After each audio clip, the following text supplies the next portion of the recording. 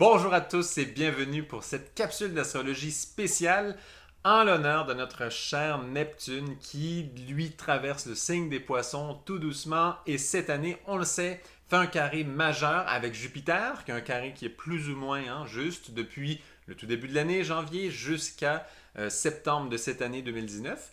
Donc, on le sait, on en a parlé plusieurs fois, c'est un carré vraiment important et il continue d'apporter ses richesses. Les aspects en ce moment, on en a parlé dans les autres capsules là, récemment, à quel point Neptune est très actif en ce moment. Donc, les messages abondent, je ne sais pas pour vous, mais la compréhension de Neptune se développe, s'approfondit, se travaille, on découvre toutes sortes de choses dans notre vie.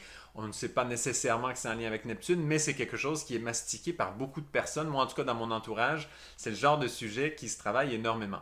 Donc, voilà, une petite capsule. Il y a eu quelques demandes pour ça d'ailleurs. Donc, allons-y, approfondissons ensemble le sujet de Neptune, comme c'est tellement quelque chose d'actualité. Donc, Neptune, oui, son symbole le plus fort, dans le sens que son but et le rôle qu'il a en tant que planète, c'est de nous sensibiliser, c'est de nous apporter cette vibration, de nous la faire goûter, de nous la faire mastiquer, de nous la faire la connaître, la vibration de l'amour divin. Bon, l'amour divin, encore une fois, c'est un terme qui très souvent nous semble quelque chose d'absolument inaccessible, hein, comme quand on dit Dieu. Souvent, beaucoup de personnes, on pense Dieu et on pense à quelque chose de tout à fait inaccessible et on sent qu'on n'a pas vraiment de moyen de s'y relier. Et finalement, à travers le temps, parfois ça perd un peu son sens, pour d'autres ça le garde, mais il y a ce sentiment de distance qui fait qu'on ne s'y sent pas personnellement relié. Et ça, c'est quelque chose qui se passe aussi quand on entend amour divin. On sait que c'est joli, on sait que c'est bon, on sait qu'on aimerait bien y arriver, pour la plupart d'entre nous en tout cas. Cependant, il y a une petite distance qui se glisse avec l'amour divin comme tel. Ça nous fait un peu, voilà, comme si c'était lointain. Et effectivement, c'est quelque chose qui nous dépasse énormément et qui dépasse notre conscience. Et c'est vrai, il faut le reconnaître. Donc bravo, déjà on le reconnaît, c'est bon. Ensuite, voilà. Donc une fois qu'on reconnaît ça, comment ça va s'exprimer? On sait que dans son côté négatif, comme Neptune amène une vibration tellement grande de l'amour divin, eh ben nous, à travers nos filtres limités, on va dire, comment souvent ça va rentrer dans l'être humain, ça va se manifester beaucoup comme par exemple à travers l'alcool, les drogues, les choses qui nous font vivre de grandes illusions et qui finalement sont plutôt de grandes illusions qui nous nuisent en général. Parfois certaines façons même de comprendre, même la religion, le côté justement initiatique, le côté profond, si on ne le comprend pas dans une profondeur à faire un travail intérieur avec, mais plutôt comme, vous savez, la vibe un peu New Age qu'on dit. Ben, ça, c'est aussi quelque chose de neptunien, hein, finalement. Et voilà. Donc, juste pour nommer que ce sont de grandes illusions, finalement, qui vont se placer dans notre vie.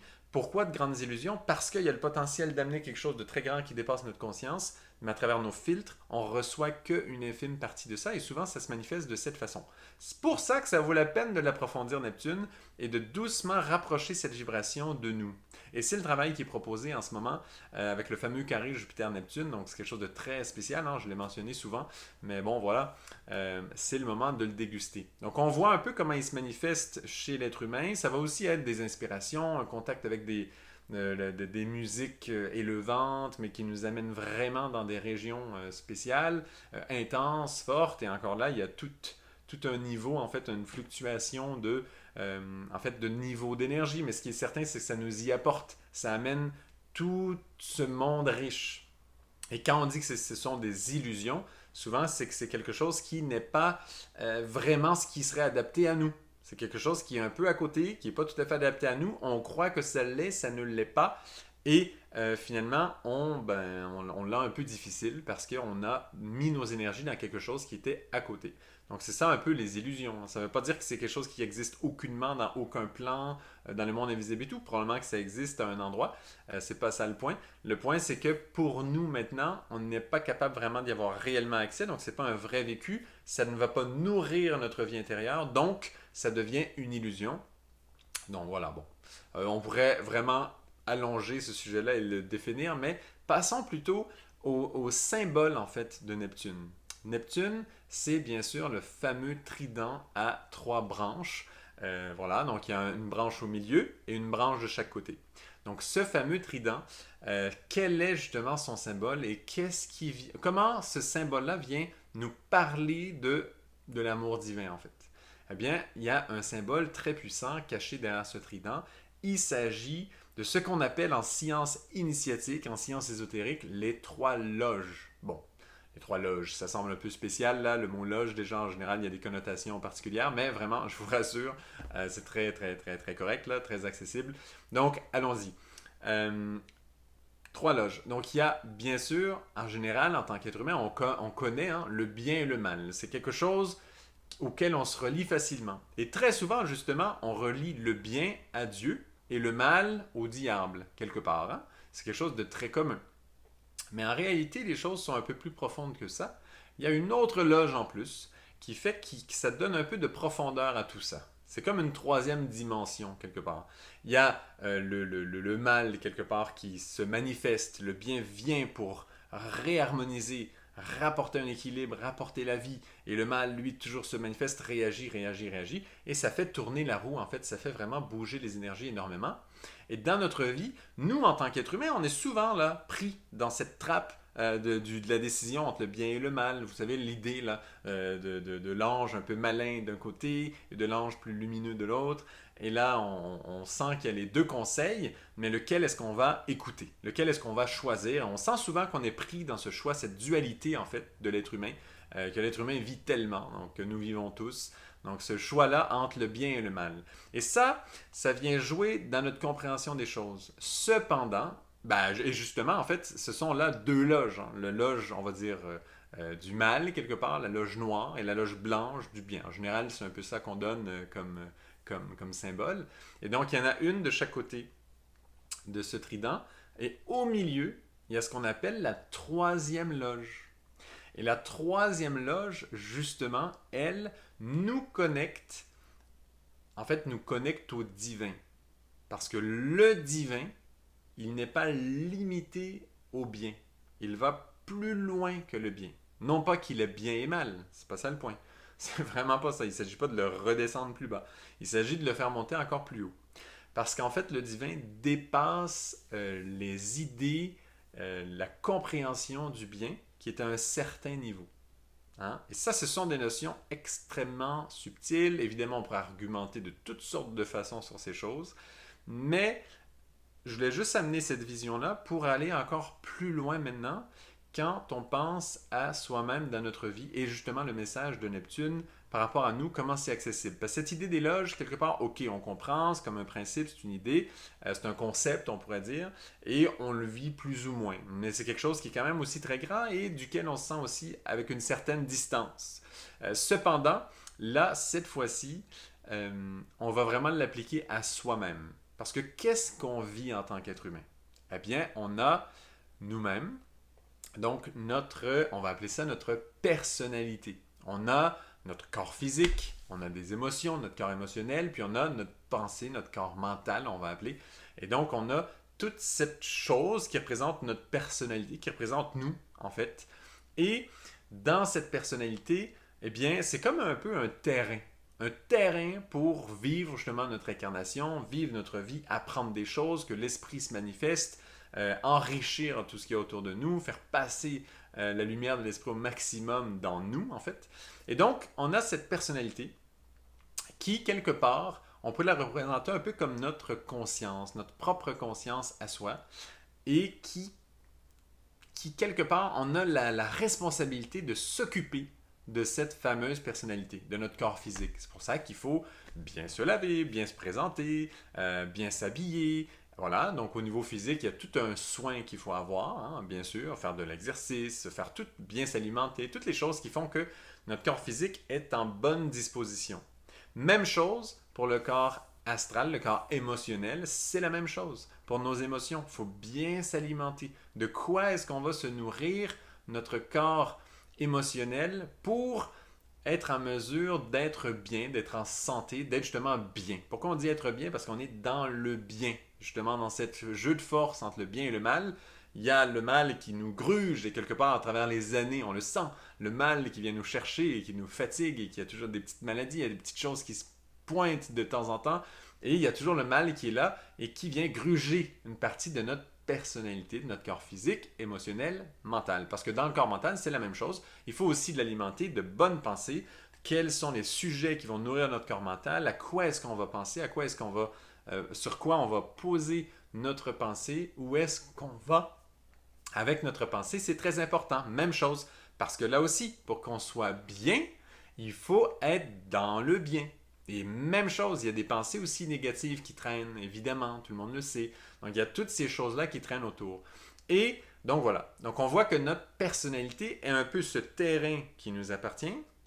Et sur ce terrain, il y a le bien et le mal. Donc des bonnes choses et des choses moins bonnes. Et il y a justement ces deux pointes là, du trident, là, comme symbole. Il y a ces deux forces en nous, dans notre personnalité, qui jouent et qui essaient de prendre place dans cette personnalité. Et nous, notre travail, c'est bien sûr d'éduquer notre personnalité, de s'éduquer soi-même, de faire attention à soi, de prendre le temps pour les bonnes choses et d'arriver quelque part à installer le plus possible de bonnes choses dans notre personnalité pour que notre personnalité soit capable, soit bien préparée pour recevoir le divin en nous.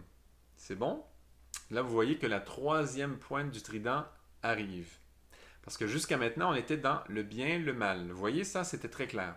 Et là, soudainement, l'idée, c'est de rester suffisamment dans le bien, dans la santé, pour que le divin puisse s'installer. Parce que sinon, c'est le mal qui vient, qui désagrège, etc. En même temps, le mal est très, très important, en fait, dans ce travail. Parce que c'est lui qui vient en fait provoquer le bien en nous. Parce que si on sent un inconfort, si on a une maladie, si on a quelque chose, on va corriger la situation. On va envoyer une force du bien qui va vraiment mettre une force de conscience, va nous entraîner, en fait, va nous faire nous entraîner, nous faire avoir une capacité à avoir une action, etc. Et donc le mal, lui, grandit. Plus notre force grandit, plus on est en contact avec des forces négatives, on les sent de plus en plus, on voit des forces négatives autour de nous qui sont de plus en plus grandes. Et ça, c'est proportionnel à ce qu'on peut prendre. Hein? Parce que souvent, on s'imagine que c'est trop, etc. Mais en fait, ce qu'on ressent comme négatif, on a aussi la capacité d'aller dans le côté positif pour balancer tout ça. Et le but de tout ce travail du bien, du mal en l'homme, en l'être humain, tout ce travail-là, c'est de préparer les conditions vivantes, conscientes, en fait, c'est de faire évoluer la conscience suffisamment à travers ça pour que la troisième pointe du trident, celle du milieu, puisse s'installer en nous, on puisse goûter à justement cet amour divin. On puisse goûter au divin parce que l'amour divin, en fait, c'est rien d'autre que quand on goûte au divin, c'est que le divin nous aime en réalité. Hein? Ça, il ne faut jamais douter de ça. Même si l'être humain fait toutes sortes de choses de folie, là, en ce moment, on détruit toutes sortes de choses. Malgré tout ça, le divin aime l'être humain. Il y a vraiment, vraiment un amour du divin pour l'être humain. Et quand on arrive à être en contact avec le divin, eh bien, c'est là.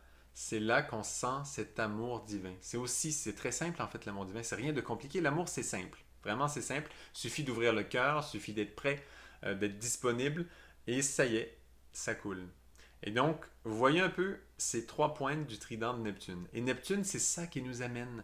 Comme il amène la troisième pointe, il nous fait sortir, pas vraiment sortir parce que ça reste toujours présent, mais il nous fait aller au-delà de ce monde de la dualité bien-mal de l'être humain pour qu'on arrive à se connecter au divin. Lui, c'est ça son but.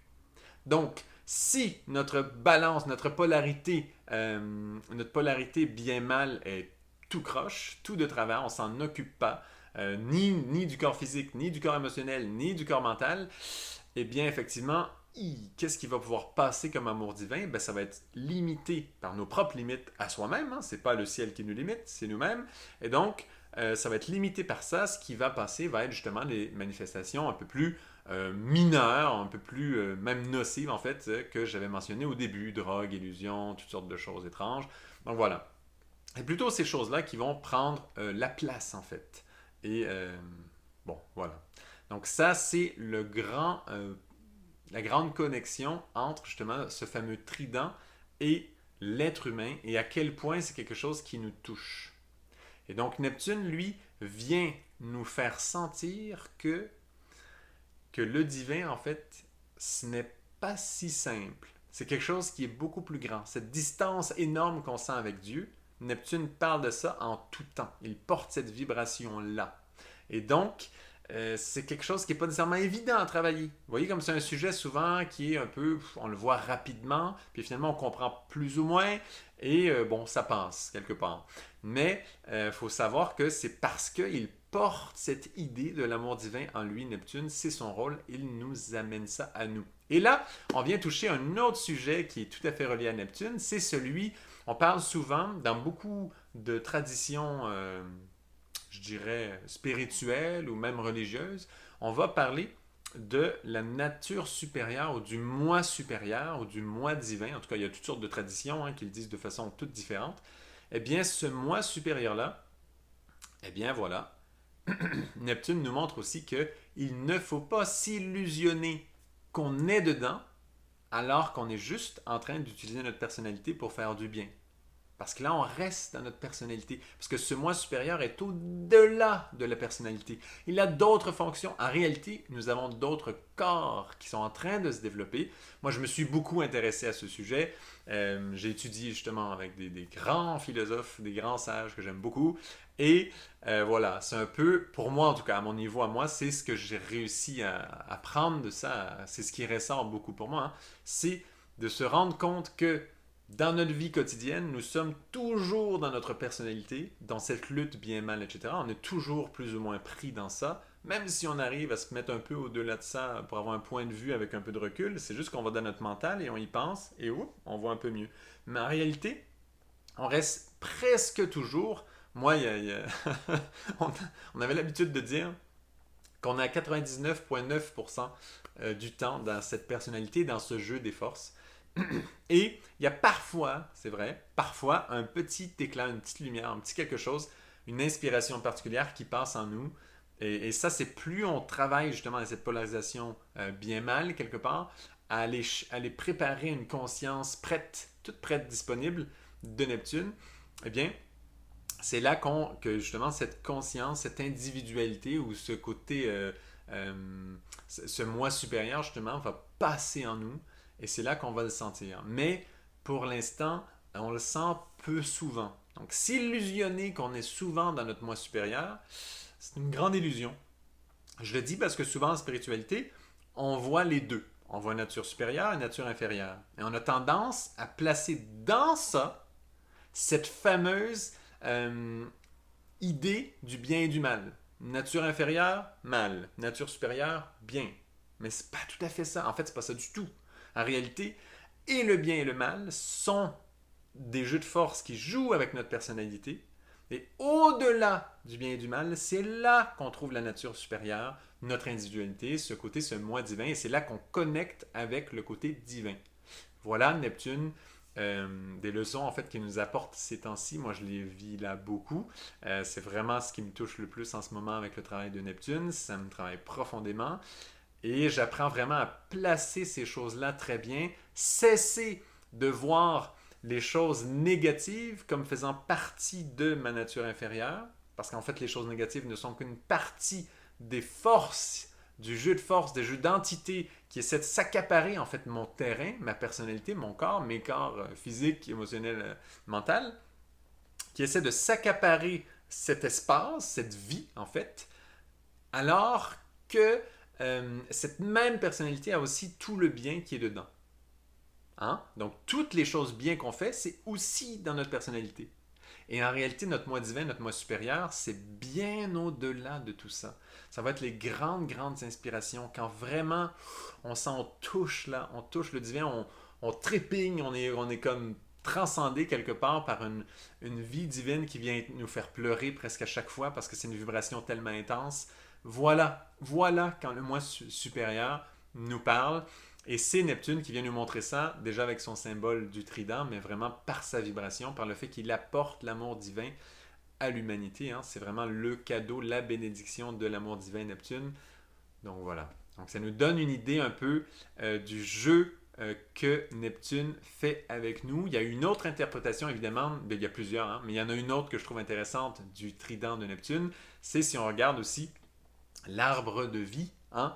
Il y a trois piliers, le pilier de la rigueur, le pilier de la miséricorde et le pilier central, le pilier de la voie royale quelque part, où justement au sommet, il y a Keter qui est représenté au niveau astrologique par Neptune. Et donc on voit que vraiment Neptune porte cette vibration de l'amour divin, de vraiment ce qui nous relie au divin, du un quelque part où on se sent un avec le divin, cette voie du milieu. Donc c'est une autre façon aussi de le voir, mais toutes ces choses-là aussi se connectent entre elles. Donc c'est extrêmement intéressant Neptune.